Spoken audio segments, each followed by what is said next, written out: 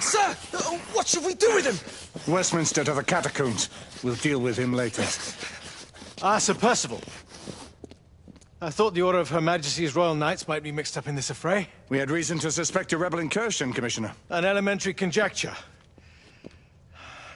In that event, perhaps this might be of interest. Whitechapel. Purely circumstantial, of course. I call it evidence. Well, circumstantial evidence can be a tricky animal, my dear Sir Percival. You may think it is pointing at one thing, but shift your point of view slightly, and you may find it pointing in an equally uncompromising manner at something entirely different. Please, indulge me with your musings, Commissioner. Well, first the rebellion, and then this Jack, and the Ripper murders. And then this. Strange, don't you think, that Whitechapel has become the epicenter of our recent conundrums? We must examine every clue now, you see? We meet in council 2 days hence. If you would do us the honor of presenting your findings. You can expect me at Westminster. Over here, sir. Do excuse me. Where have you been? Bloody London traffic. Mon Général, what of the other half-breeds that escaped through Hyde Park? We must pursue them. No. Mais notre devoir est de les poursuivre, monsieur. Marquis, nous ne chassons pas des Anglais sur le nouveau continent. Votre témérité sera requis à un moment opportun. Oui, mon Général. I will be governed by your advice. I'm sure you will appreciate that for the time being, this must remain a police matter. Of course. Something's amiss. The underworld in Whitechapel is known to give safe harbor to the rebellion. Precisely what troubles me. Why would so many half-breeds be found in Bedlam? Some things we need to find out for ourselves.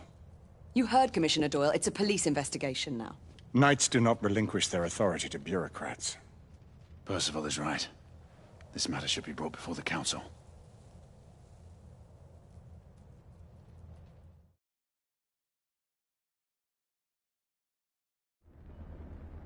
Centuries have passed, but our order has remained steadfast in its sacred mission to preserve the balance between man and half-breed.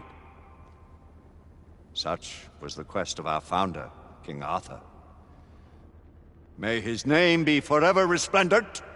Is it true? Did the Lord Chancellor fight by Arthur's side? That is the legend. Today, that balance is threatened with grave upset by a new contagion, the rebellion.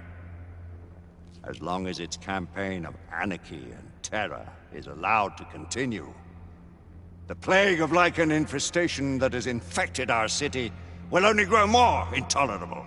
And the Lord Chancellor will thus agree to the urgency of a mission into Whitechapel. Whitechapel is a matter for the civil authorities. When the noble Arthur sought to contest for truage with the Roman Emperor Lucius, he did not trouble himself with issues of jurisdiction. Do not presume to quote history to me, Sir Percival. I've seen more of history than you shall ever know. I remind the knights here assembled that the threat to this order comes not only from without, but within. We must stand vigilant together, lest our ranks be poisoned by those who seek the destruction of all we hold sacred. No one is immune from the rebels' influence. Surely the Lord Chancellor does not mean to question Sir Percival's loyalty. This order has long appreciated Sir Percival's counsel, but the current disruption calls for caution and concerted effort, not rash action. Sir Percival has cause, Lord Chancellor. The situation in Whitechapel may need to be addressed. Does Lord Darwin speak with the blessing of the peers?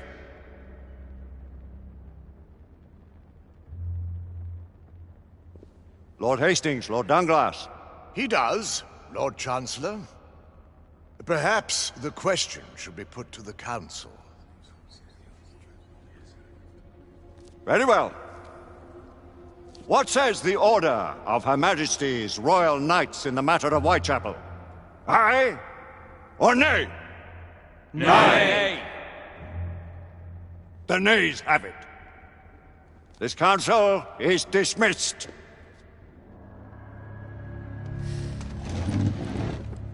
Our order grows too prudent, Grayson. We wither away from this inaction. Leave it, Sebastian. Caution be damned. Sir Percival is most agitated. You should learn it is best not to cross him when his mind is set on something.